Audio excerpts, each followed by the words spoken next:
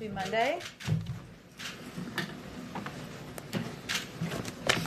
Okay, a couple of items for you all at the top. Today is an exciting day. We enter a new phase of our vaccination program and our effort to put the pandemic behind us. Starting today, everyone 16 years and older in every state is eligible for the vaccine.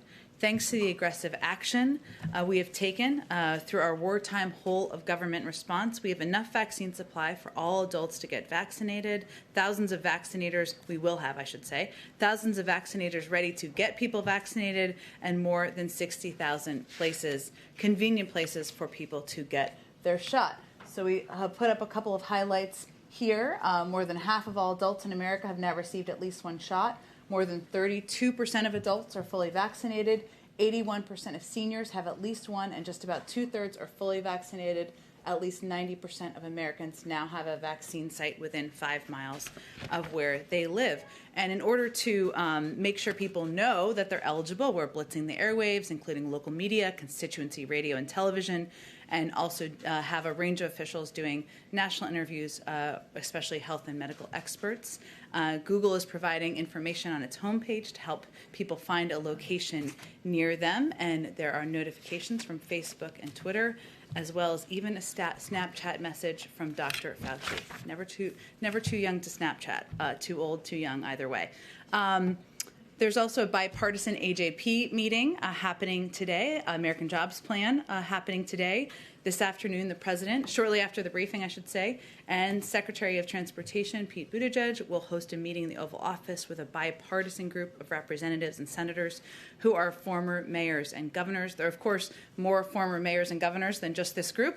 We will likely welcome them in the future as well, but the President's looking forward to tapping into their experience and expertise overseeing local communities and states. Hence, this is the group he'll be meeting with today. They'll discuss the American Jobs Plan, the critical need for investment in our nation's infrastructure, and their state and local executive experience combined with their legislative experience provides, in the President's view, important perspective on how to invest in our roads, bridges, railways, and infrastructure across the country. Two more quick items for you. Today we congratulate the men and women of NASA and the Jet Propulsion Laboratory for yet again making history in outer space. The space agency's aptly named Ingenuity helicopter lifted off of Mars early this morning, performed the first ever powered flight on a world beyond Earth. And this brief flight now paves the way for more extensive exploration down the road. Future Red Planet missions could include choppers as scouts or data collectors. Very exciting. Finally, today the Department of Housing and Urban Development is announcing the obligation of $8.2 billion in community development block grant mitigation funds for Puerto Rico, along with the removal of onerous restrictions unique to Puerto Rico that limit the island's access to these funds that were allocated following Hurricane Maria in September. And these actions are the latest in an ongoing whole of government effort to support the island's recovery and renewal. Jonathan, why don't you kick us off? Thank you, Jen, and happy Patriots Day. I know you're a New Englander, so. Yeah. In terms of two matters for you, one domestic, one foreign, starting here at home. The nation is obviously watching right now the closing arguments in the Derek Chauvin trial in Minnesota, and I was hoping you could please walk us through what the federal level of preparedness is right now for a verdict that could be coming in a matter of days. What sort of coordination is there with states, not just in Minnesota, but elsewhere? If there indeed will be perhaps unrest one way or the other after the riot. Could you walk us through conversations being had with local officials, mayors, governors, and so on? Well, first let me say, as you all know, the jury is deliberating. We'll come back with a verdict, or they will be deliberating, I should say, after the closing arguments today. They'll come back with a verdict, and we're not going to get ahead of those deliberations. I'm not suggesting you were asking that, but I just wanted to restate that. What I can say is, broadly speaking, we are in touch with mayors, governors, local authorities. Of course, our objective is to ensure there is space for peaceful protest, we continue to convey that while this country has gone through an extensive period, especially the Black community, of pain, trauma, and exhaustion, as we've watched these, not just the trial, but of course additional violence against their community over the past several weeks. It's important to acknowledge that and elevate that at every opportunity we have. But in terms of your question, Jonathan, we're in touch with local authorities. We're in touch with states, with governors, with mayors, and certainly, we will continue to encourage peaceful protests, but we're not going to get ahead of the verdict in the trial. I understand. Is there recommendations about in terms of the National Guard and deployments? Have there been conversations about that? There's a range of conversations about how to ensure that no matter what the outcome, there is space for peaceful protest. But of course, we'll let the jury deliberate, and we'll wait for the verdict to come out before we say more about our engagements. Okay. And the other matter, Alexei Navalny, obviously in a Russian prison. There are reports today that he has been removed to a hospital for medical treatment after the hunger strike he has been on. Can you provide us the latest in terms of what the White House has heard about how he is doing, and if you believe this is an acceptable motive, if this is enough care for him, and what sort of conversations are being had right now with the Russian authorities as to that situation? Well, first, I expect today, if not now, our National Security Advisor is going to have a conversation with his counterpart, and we'll have a readout of that once that's concluded. That, of course, will cover a range of topics, but certainly the detention and treatment of Navalny will be a part of that. Let me say that as a reminder, in the president's first conversation with President Putin, he raised a range of concerns, including the treatment of Navalny. On March 2nd, we announced, in coordination with several key allies and partners, our response to Russia's use of a chemical weapon to poison Alexei Navalny. So we continue to reiterate our view that that what happens to Mr. Navalny in the custody of the Russian government is the responsibility of the Russian government, and that they will be held accountable by the international community.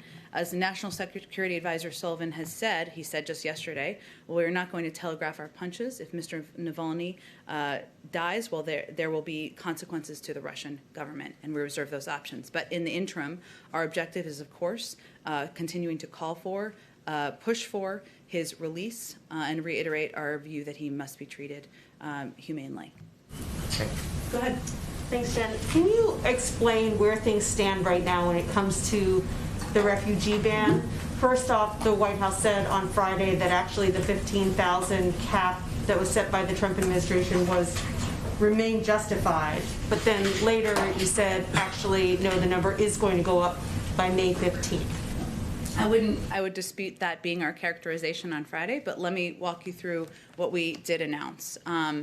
Last week's announcement, or Friday's announcement, I should say, was an effort, an important step forward in our view, to reverse the Trump policy that banned refugees from many key regions of the world. So there were many parts of the Middle East, parts of Africa, where refugees could not apply and could not come into the United States. In part as a result of that, there were a very limited number of refugees in the low thousands that had come over in an extensive period of time during the Trump administration. That was an important step in our view. In addition, there had been refugee flights that had not traveled, had not been taking off to come to the United States, and we resumed those flights. This was always meant to be just the beginning. In the announcement we made on Friday, we were clear in the emergency presidential determination that if 15,000 is reached, a subsequent presidential determination would be issued to increase admissions as appropriate.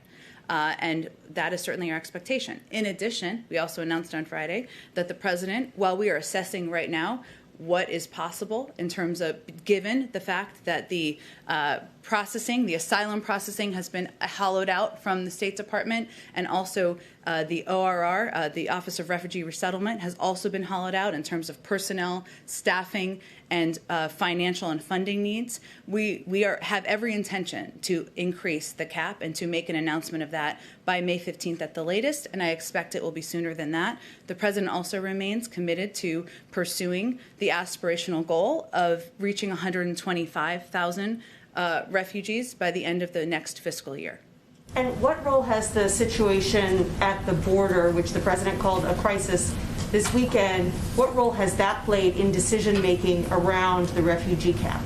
Sure. Well, if I walk you back just a little bit, and hopefully this will be helpful to you, during the transition, our team made an assessment of what our refugee cap should look like. And we looked back at the last few years and assessed that because of the very low numbers, the restrictions I just mentioned that were in place, restricting refugees from coming from the middle parts of the Middle East, most of the Middle East, I should say, and Africa, we needed to go big and have a bold goal. And so that's why we set the 125,000 cap objective by the end of fiscal year 22. 62,500 was a down payment, meant to be a down payment in this year. That was why we set that goal. Now, that was an aspirational increase of 10 times what was being let in by the Trump administration.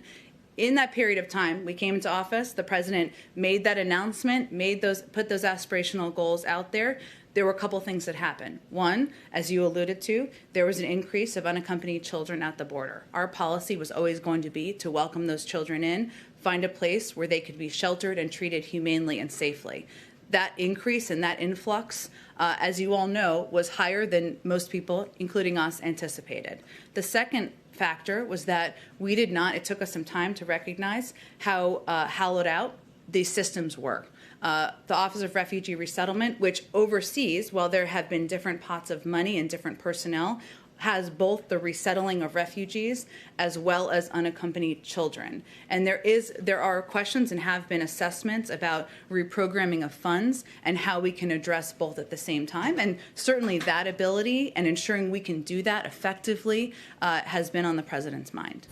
And then finally, on a somewhat related matter, the president has said that climate change is one of the factors that has created this surge at the border, but there are no Central American countries that have been invited to the climate summit that the White House is putting on. How did you decide which countries to invite, and has it been considered whether or not to invite some Central American countries? Well, I'll say that engaging Central American countries in South America, many other countries around the world in the climate crisis is certainly our objective and our plan. And you will see that play out through diplomatic channels, whether it's through former Secretary Kerry, who's now our envoy, or Secretary of State Blinken, or the president himself. There were 40 global leaders invited. This is our first summit of this kind, and obviously a number of them will be speaking. So I think the decision was made about how to impact and invite, or how to invite kind of some of the largest economies in the world. That was the objective. But engagement with these countries, having a conversation about the role many of them play in addressing the climate crisis is absolutely on our diplomatic agenda beyond this summit this week. Go ahead.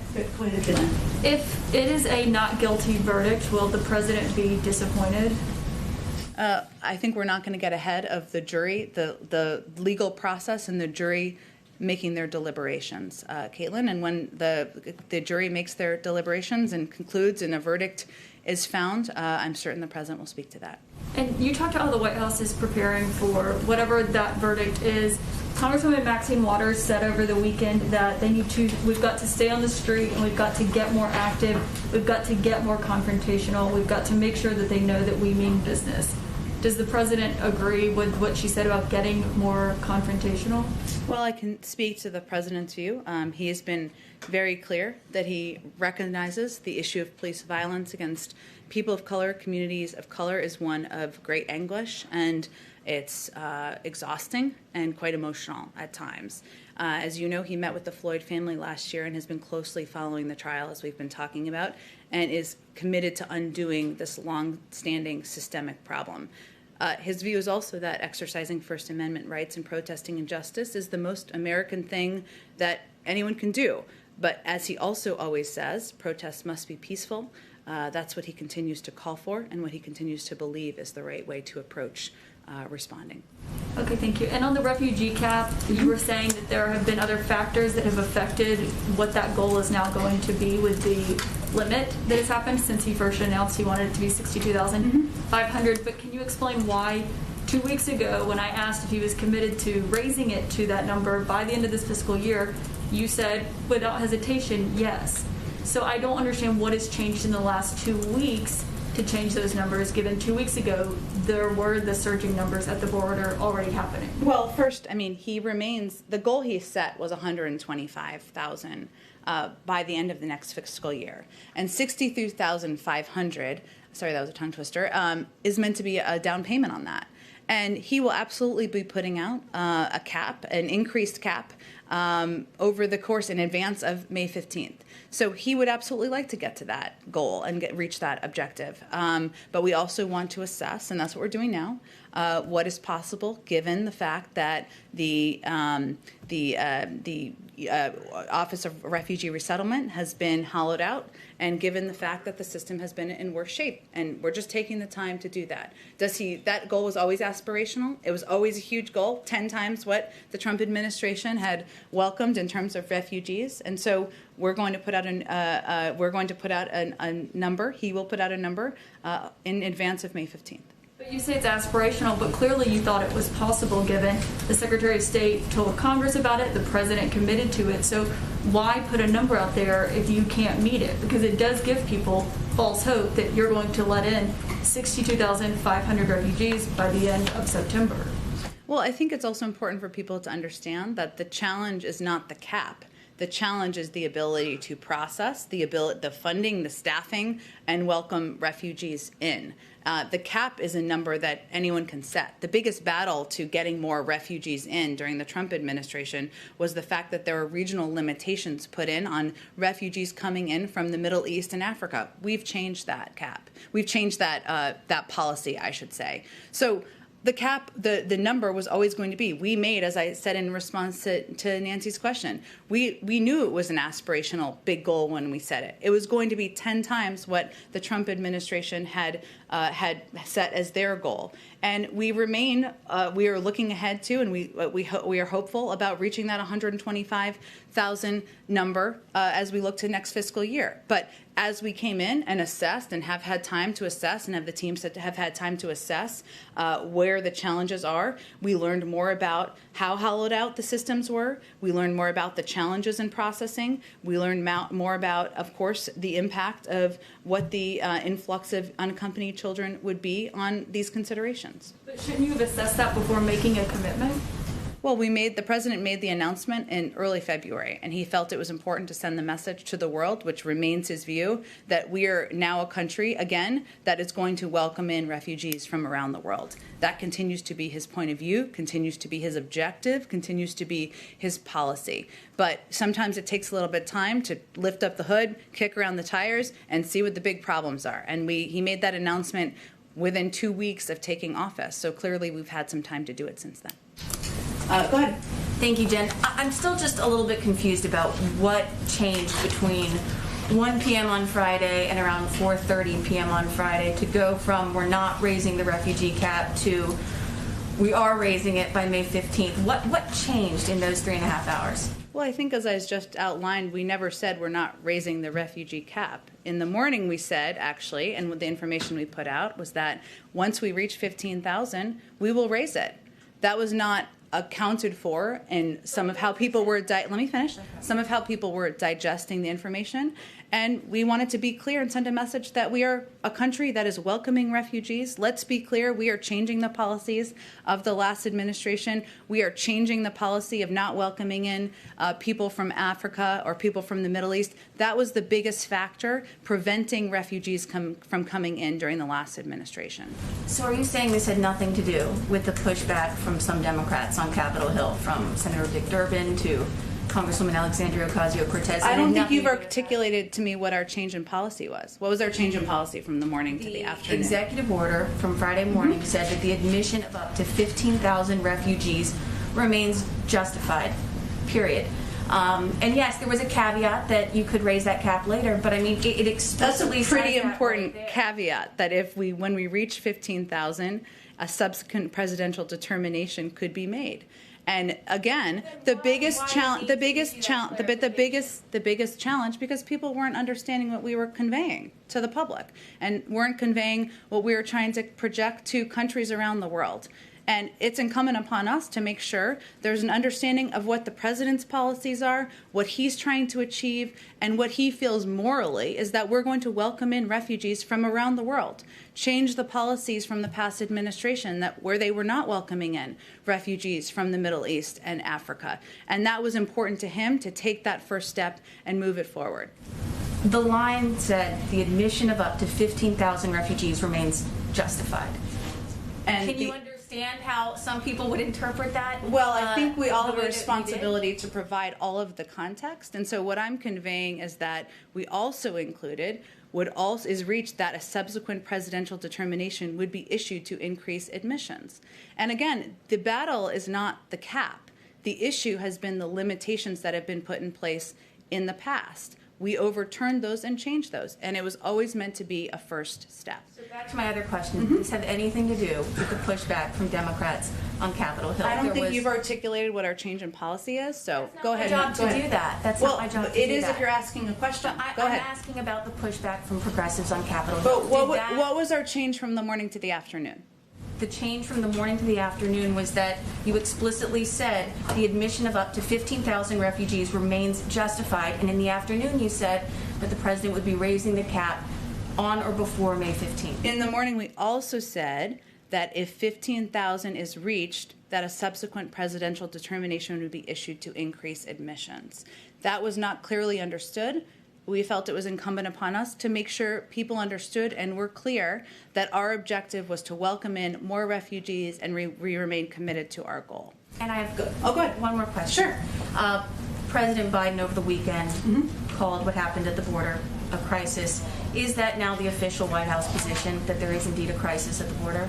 Well, let me first say that we have made some progress in moving children from out of Border Patrol facilities into shelters. Nearly 1,000 unaccompanied minors were transferred out of CBP facilities and into the care of Health and Human Services just this weekend.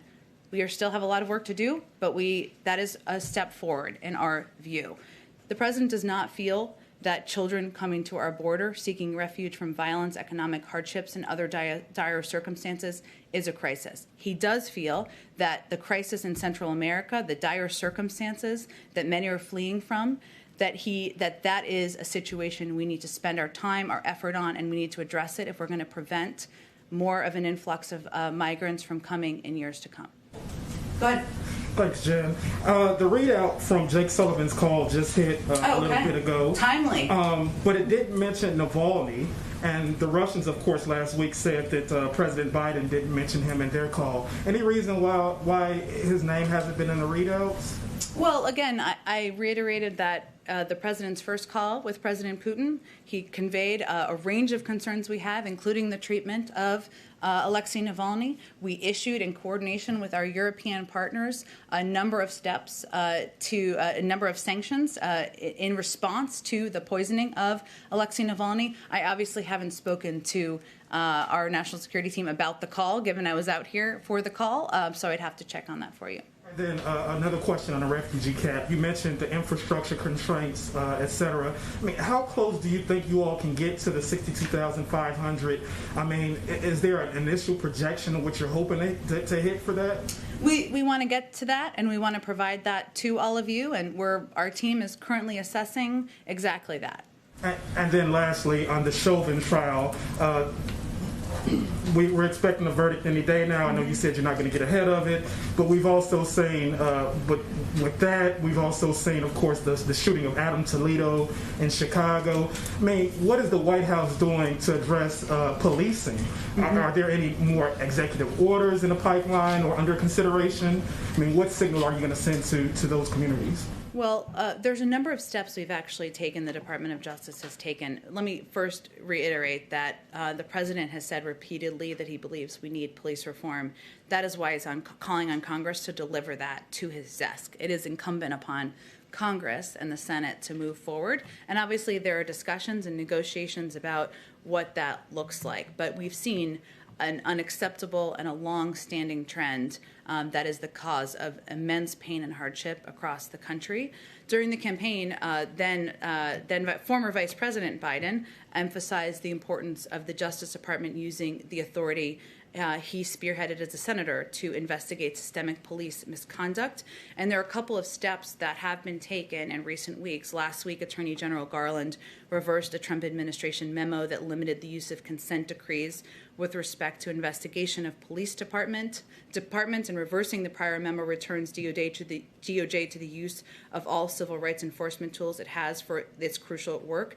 The president also pledged to appoint DOJ leadership that would prioritize pattern or practice investigations that would, of course, ensure there were that investigations into racially unfair and inappropriate conduct were taken seriously and prioritized. And he has two critical nominees pending who would do exactly that: Vanita Gupta to be Associate Attorney General and Kristen Clark to head the Civil Rights Division. He also, of course, firmly supports the George Floyd Act. As I've said, he believes there's definite urgency at this point in time, and will continue to convey that. I'd also note our initial budget calls for increasing funding for the Department of Justice's Civil Rights Division by millions of dollars in order to advance accountability and reform for abusive police practices. And finally, multiple states have enacted bipartisan policing reform statutes in recent months. And we believe that those are encouraging signs in some states of the country. It's not the only thing that needs to happen. We need federal legislation, but that's also something we certainly haven't been encouraging. One last question domestically, if I may. Is the White House committed to including the $400 billion for elder care in the AJP package? The caregiving proposal we have in there, obviously we believe that that is important, imperative, and that will help address what we see as a caregiving crisis in our country, where 2 million women have left the workforce. A lot of those women have done so because they are in what many call the sandwich generation, where you're caring for elders and you're also caring for children. Also, the caregivers themselves are only being paid about an average of $11 an hour. That's completely unacceptable. That's why we proposed that in that package. There will be a range of views. There are a lot of members who are absolutely for that and adamant that it should be included. There are some who don't feel that way, so we'll have the conversation. More of those are happening this week, and we'll go from there. Could it slip into the next package just to make it more palatable for this one to pass? You know, it's a great question, but we're not quite there, and the mechanics or the mechanisms for what different components will be how they will move forward on the Hill. We're eager to have those conversations with leaders in Congress. Go ahead. Thanks, Jen. India is facing a critical shortage of raw materials necessary to make vaccines, and officials there are urging the U.S. to lift the U.S. embargo of exporting those raw materials. My colleagues in India are reporting today that the Biden administration recently told India that its request was being considered and would be acted, in quotes, at the earliest. Could you provide some more details on that, maybe some timeline?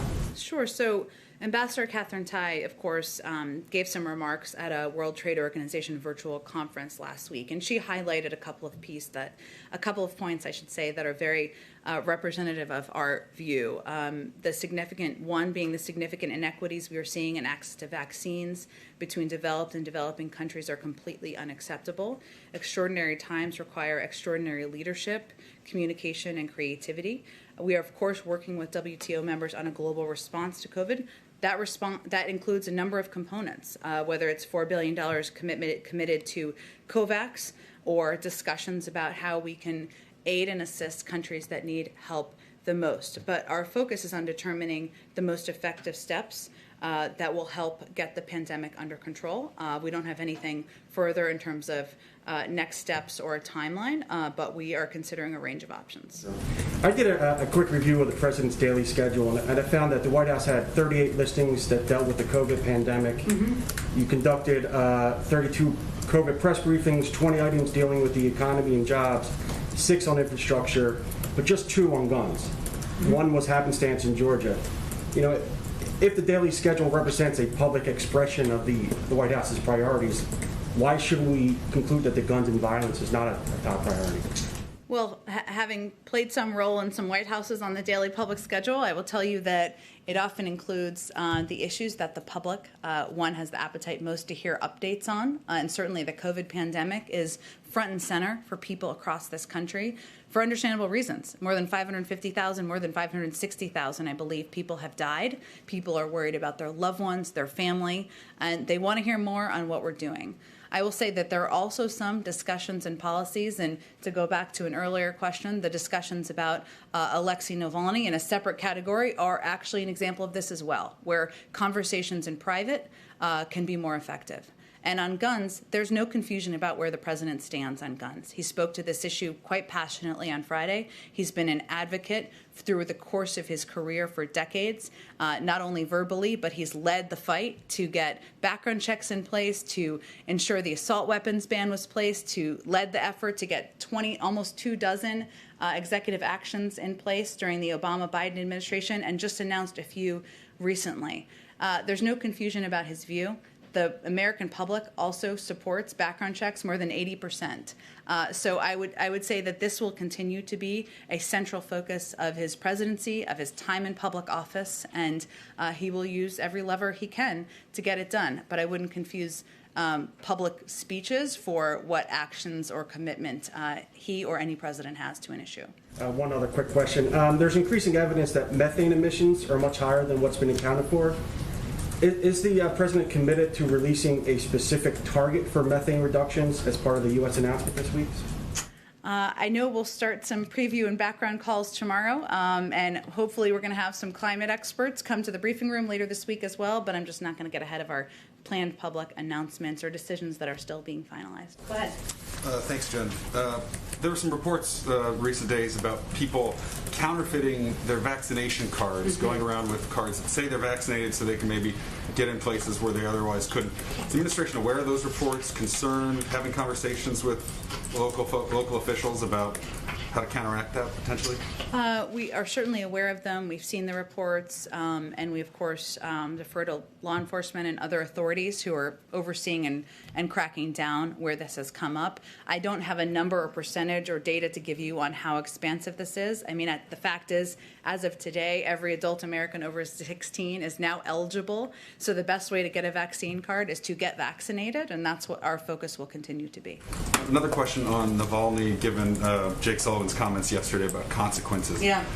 President Biden obviously has requested a summit with Vladimir Putin. If Navalny dies in Russian custody, is that summit still on the table?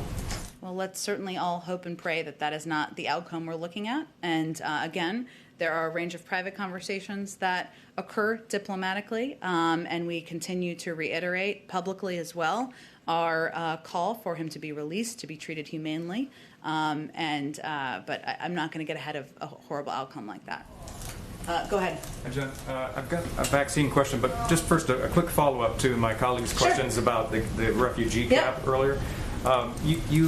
You said that the issue about the cap statement on Friday was not clearly understood by some people.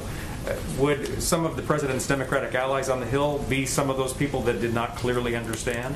Well, I don't think I was placing blame. I was more characterizing that we recognized that we needed to be clear and make sure people were understanding what our objective was, and that the president remains committed to welcoming in refugees from around the world, that the announcement on Friday was intended to be a first step, intended to convey clearly that we are overturning what we felt was a xenophobic policy of the past administration to prevent people from many parts of the Middle East and Africa from applying for refugee status, and to resume flights, and that we remain committed to welcoming refugees in. So we provided more information, as sometimes is necessary to do.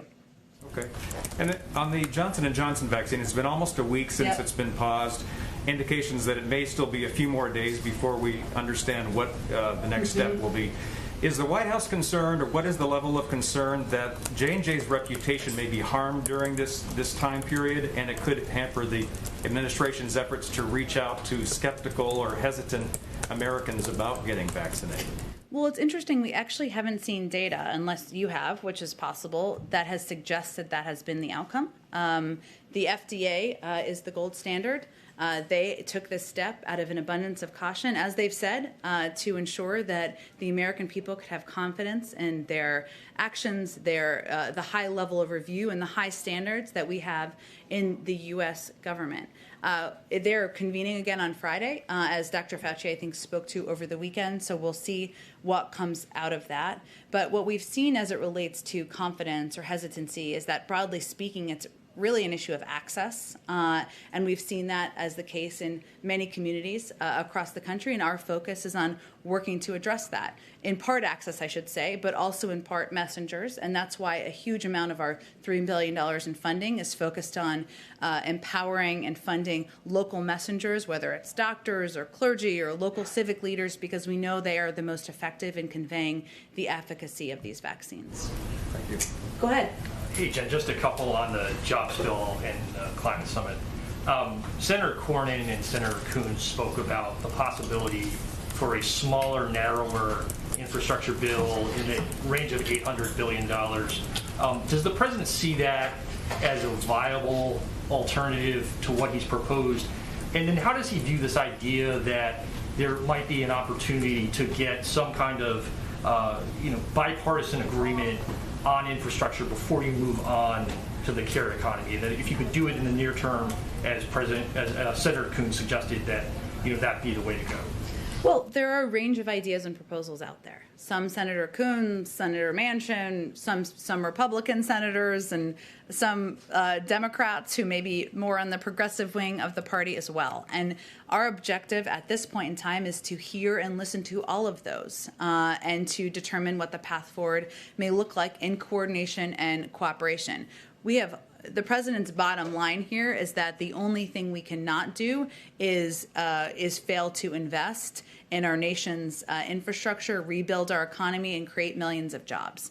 That's the only piece he does not want to see us fail to do as a country, and fail to do as hopefully in a bipartisan manner, ideally. But in terms of the ideas being put forward, we're quite open to a range of mechanisms for agreed upon legislation moving forward. Smaller packages, pieces being peeled off. Right now, there's the nitty-gritty work going on in Congress where members are meeting, staffs are meeting, committee staff are meeting to discuss what's possible, where there's agreement.